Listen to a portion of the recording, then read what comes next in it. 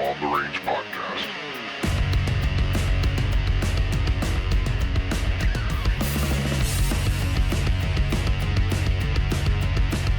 On the Range. Hey guys, Rick and Duke. Welcome to another episode of Hogg Words of Wisdom, presented by the Firearms Training Notebook. So here's the thing. Do you have a plan when you go to the range? Do you have a plan when you're doing your dry fire training? Do you have any data? The Firearms Training Notebook gives you the perfect tool to sit there and annotate that data, look at it, see where you need to make improvements, and oh, by the way, make yourself 1% better, whether it's either in your live or dry fire training. Guys, swing by warhog.com, kelleydefense.com if you want to get a signed copy, or swing by Amazon. Links are all in the bio, everything like that. Super easy to get to, or just go to Amazon and then type in the Firearms Training Notebook, Rick Hogg, Mark Kelley, either one, boom, it will pop right up. Since you're out kind of surfing the interwebs, guys, do us a huge favor, swing by or check out our Patreon page at patreon.com/On the Range podcast. Patrons, stand by because I'm going to give you guys some more tips at the end. Again, just like-minded individuals, bi-monthly Zoom call, just a great group of people. Remember, guys, your support is what helps us with the show. Your support is what helps us get the word out there. So please share, like, subscribe, leave us a rating, review, all that other stuff. And on the next On the Range podcast, me and Mark will sit there and kind of, I know we got a couple reviews in the hopper. We need to get a big shout out to those people. But guys, that's the only way we're going to beat big tech because, as you know, we've been squashed before. Warhog Tactical page got shut down by Instagram. So we've got to do something to get our control back. Speaking of control, been a busy couple weeks here. Been on the road out training, 6 different law enforcement firearms training courses. Here's the thing. I believe, at least when I'm running a range, it's my job to empower these law enforcement officers. Unfortunately, this day and age, they go out to the range and they're treated like kids, right? If you go out to some of these places, it's mind-boggling. No loaded firearms in the classroom. No this. Unload here. Do this. All right. So technically, you're an armed professional 364, except for that day you opt to go to the range. Then you get treated like a child. And it's funny because one of the first things I tell my guys when they show up for training, first and foremost, is I want them to try to treat that flat range like real world, the street, whatever word you want to use, as real as you can. Kind of get that mindset change. And then the second thing is if you do what you've always done, you're going to get what you always got, right? So don't be afraid to change some things up. But it's funny. Yes, for the first little bit, there's some things I want to watch them load. Why? Because I've got a rhyme and reason for what I'm looking to do. But it's funny. You start giving them the rope to free think to do things. And it's funny. I'll question them. I'll just happen to go, see a guy over there dry firing. He's perfectly safe, perfectly fine. Hey, man, what are you doing? And I see those big old deer in the headlight eyes like, whoa, I did something wrong. It's like, no way, man. You're training. Good job. Keep it up. Getting them to do things like tack magazine change, right? Do things on your own. Now, there comes a certain point that I don't mind they load on their own, right? I want to kind of drive the train home for our administrative load because there's rhyme and reason why we do that. Again, it just to show them the value of, hey, administratively, so obviously for the listeners, you can't see my air quotes, but administratively is the best word I can think of right now for doing a loading sequence. You might as well get some training out of it. So I just want to empower these guys, and it's something they don't get on their normal ranges. Nothing against the law enforcement firearms instructors out there, but guys, let's think about it for a minute. What are you doing to empower your people? And if you give me, hey, Rick, we got to train the lowest common denominator. Okay. Is that lowest common denominator meeting the standards? Or are you adjusting the standards for that individual? Because that's a big difference, right? I can see someone struggling and needing to take time, work with them, do whatever. But if they're just not getting it, maybe this job isn't for them, right? So if you can't perform simple tasks, for lack of better terms, out there on the range, what's going to happen when something complex happens? They're going to sit there and fall apart. I'm a firm believer that if you have well-trained officers, half the issues we have out there wouldn't happen. right? And it's no fault of theirs. We have to go back. Are you giving these guys time to train? Are you actually incentivizing them to do it? Or is your quote unquote, again, for the listeners, you can't see, but my air quotes, quote unquote, training, is it truly testing? So them going to qual isn't training, it's testing. And oh, by the way, the only thing the department cares about, did you pass or not? So they can chuck the block of, oh, there's liability. It's on him, not me. He qualified, right? It's just, it's baffling when I take a step back and look at this stuff. And I mean, it applies in all other aspects of life. Are you just checking a block to check the block, or are you actually trying to make yourself better? Where's the force on force training? Where's these guys in situations? Are we learning from our mistakes? Or are we just sitting there throwing these guys at the wolves and go, oh, not our problem? And then next you got crazy DAs indicting. And is it really the officer's fault, or is it the leadership? Hmm. Funny, we go back to that word leadership all the time.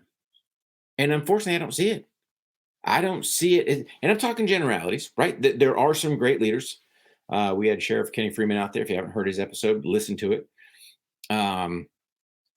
Kenny out there in Jennings County, man, he is doing great things with that agency. He is, in my opinion, the example others need to be following. Public recognition for their people. Hey, man, you got guys saving lives. Here's a life-saving award. Bam. Bring everyone together and present it, right? Make it a big deal. Even for the canine guys, right? For the dogs. I mean, it's just amazing to watch it. But again, it's all leadership. So if you are a law enforcement firearms instructor, are you acting as a leader, or are you just checking the block? Are you just getting through the quals, or are you actually looking at those individuals? And here's the thing, man, I've been to the ranges, right? So let's think about it for a minute. If your department is carrying firearm X, why are you, as the instructor, not carrying the same firearm, not demoing the same with the same firearm or caliber in the same equipment? Why are you out there with your Johnny Cool speed rig? These guys are shooting a high caliber pistol. You're out there with your little 9mm, right? Nothing against 9mm, but my point being, there's some departments carrying larger caliber guns or more powerful handguns, right?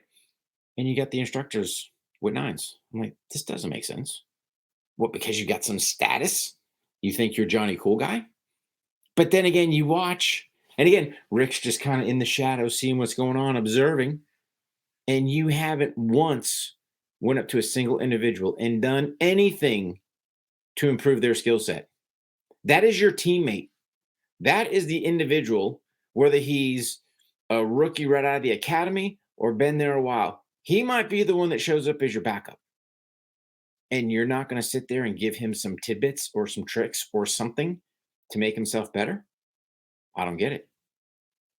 And then you got to sit there and go, all right, this is a classic, guys are out there wearing their firearms instructor body armor. Cool. Why? I'm not sure. And I had one guy go, aren't you afraid of being shot? I'm like, nope, I'm training these guys, right? Trust me. If you lay a solid foundation, you set things up, you teach them right. Oh, you do some dry fire prior to even doing live fire, or in the Warhawk tactical case, we do a performance on demand drill right out the get-go, but it's shot individually, right? I'm right there. I'm not looking at the target. I don't care about the target. I care about the shooter. But too many times I see eyes focused on the target. How are you diagnosing the shooter's problem? How are you empowering these guys to do anything when you sit there and treat them like 3-year-olds? Right side's not ready. The left side's not ready. Okay, we're all ready. Now go ahead and load and make ready. Dude, load and make ready. And it's funny because nothing against the cops, right? I love these guys. But you tell them the line's hot and they're waiting for that first guy to shoot. Dude, the line's hot. Go shoot. Right? What are we waiting for? It's time to train. But they're so, I guess, paranoid would be the best word to use to do anything out there. Is it safe? Yep. Okay. Let's train. If I sit there and go, hey, go ahead and load them up, conduct a good administrative load. Boom. Once you're loaded, line's hot, conduct whatever drill we're doing. Short of me saying something that, hey, I'm going to use the whistle, the pro timer, something to drive actions, because there's times I do that as well. by design, yeah, you're free to do your business, do some discovery, learn, and figure out, change some things up, adjust things. But man, they don't want to do nothing because they've been so ingrained. Don't do that. And I'm like, no way. Here's the freedom. And I just wish that guys would take a step back and go, are we actually empowering these guys when they're out there on the range to think on their own? Because, oh, by the way, they've got to do that when they're out in the street. So why not just do it? Why not set that example, set that standard from the get go and let these guys get out there and kind of think for themselves? Now, I got if they mess some stuff up, hey, man, dial them back in. But we have to sit there and, in my opinion, empower our officers when they're on the line. Hey, think for your own. Do this. Whatever you need to do, do it. And then, oh, by the way, do some training. For my law enforcement firearms instructors out there, are you collecting data on your guys? Or are you just going, yep, they passed the call. Yep, they checked the block. Because here's the thing. Unless you've got something like the firearms training notebook and you go, hey, dude, let me see it. They're not going to know times. How many officers out there, if you're a law enforcement officer listening right now, draw the first shot, 7 meters, IPSC style target, A zone hit, which time? I don't know, but I'm fast. Oh, I've heard that one before, right? How do you make yourself better? What if I'm quote unquote faster, right? Because I'm spending the time training. How about that? You're reactive. You've got to get your skills to as high as a level as you can. You need to be as proficient, as efficient as you can. And the only way you do that is through effective training. And I love nothing better, right? I love when I see guys out there, they're out there dry firing. And like I said, hey man, what are you doing? And they're all, whoa. It's like, good for you. Stay after it, or for whatever reason, they have finished before everyone else. And they could just sit there and stick their pistol in the holster and twiddle their thumbs or get on the magic propaganda box and get rubbish burnt in their brain, right? No, they're out there getting reps in. I'm like, there you go, man. Spot on.